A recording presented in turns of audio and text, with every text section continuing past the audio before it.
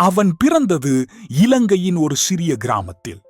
வசதி இல்லை, பணம் இல்லை.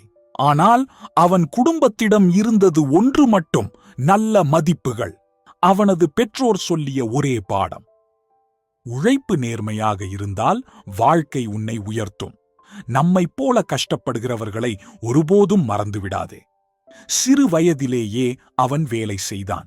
கடைகளில் உதவி, சுமை தூக்குதல், வெயிலில் உழைப்பு. குடும்பத்துக்காக எந்த வேலையையும் செய்தான். ஆனால் அவன் மனதில் ஒரு பெரிய கனவு இருந்தது: கனடா. படங்களில் பார்த்த நாடு, பெரிய கட்டிடங்கள், சுத்தமான சாலைகள், எங்கும் பனி.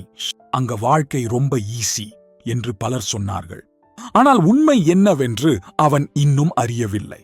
பல வருட சேமிப்பு, உறவினர்களிடம் கடன், முடிவில்லா ஆவணங்கள். இறுதியில் அவன் ஒரு சூட்கேசஸுடன், குறைந்த ஆங்கில அறிவுடன், ஆனால் நம்பிக்கையால் நிரம்பிய இதயத்துடன் கனடா மண்ணில் கால் வைத்தான்.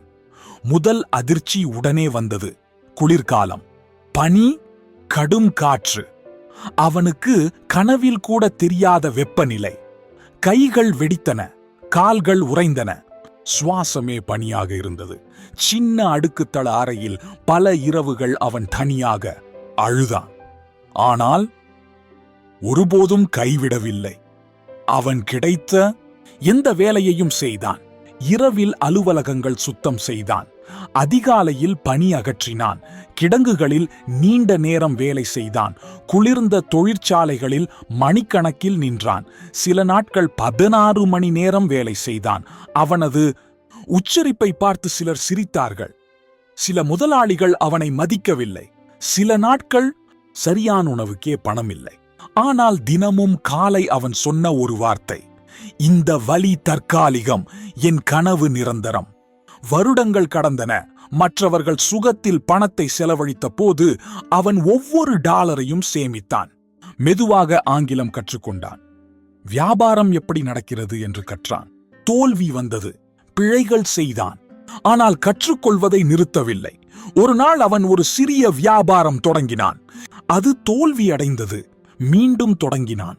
அது சிரமப்பட்டு நின்றது. 3வது முறை தொடங்கினான். இந்த முறை மெதுவாக வெற்றி கிடைத்தது.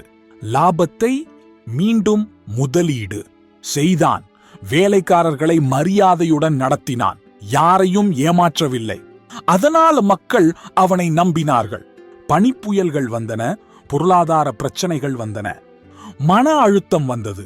ஆனால் அவன் உறுதியாக நின்றான். பல ஆண்டுகளுக்கு பிறகு ஒரு அற்புதம் நடந்தது. அவன் ஒரு கோடீஸ்வரன் ஆனான். ஒரே இரவில் இல்லை, அதிர்ஷ்டத்தால் இல்லை. அவன் ஒழுக்கம், தியாகம், கடுமையான உழைப்பால். பலாம், இங்குதான் இந்த கதை அழகாக மாறுகிறது. அவன் தன் தொடக்கத்தை மறக்கவில்லை. பசியை நினைத்தான். குளிர்ந்த இரவுகளை நினைத்தான். தன்னை தூக்கி நிறுத்திய மனிதர்களை நினைத்தான். அதனால் மற்றவர்களை உதவத் தொடங்கினான்.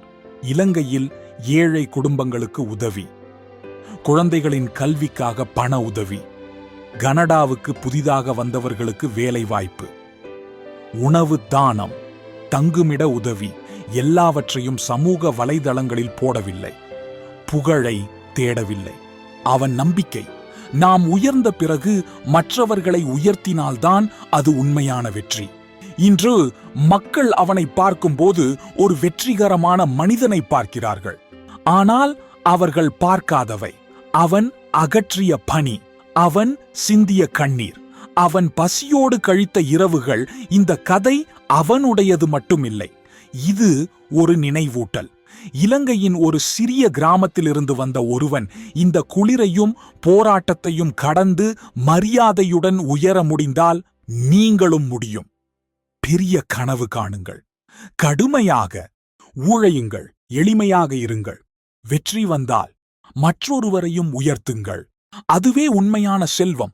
மற்றவர்களின் வாழ்க்கையை மாற்றாத வெற்றி உண்மையான வெற்றி அல்ல.